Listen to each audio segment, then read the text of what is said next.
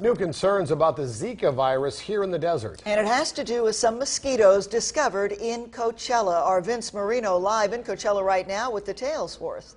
Vince.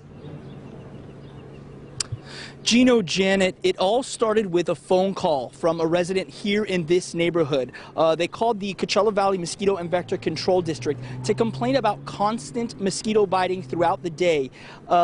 This is the first detection of the Aedes aegypti mosquito in the Coachella Valley. To be clear, just because the mosquitoes are present, it doesn't necessarily mean that they are carrying the virus. The district will be sending out surveillance and control teams to get an idea of how bad the infestation really is. Once they do that, they can begin to target and prevent the spread of this type of mosquito.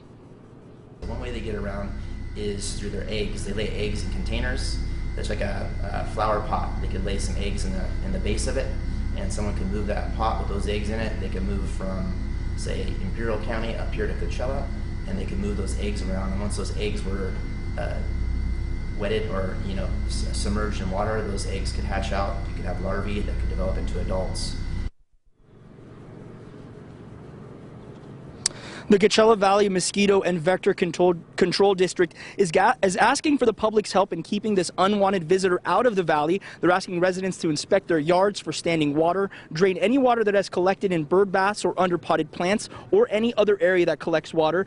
Any residents who are experiencing a heavy amount of mosquito biting throughout the day are encouraged to call the Coachella Valley Mosquito and Vector Control District. Live in Coachella, I'm Vince Marino, KMIR News.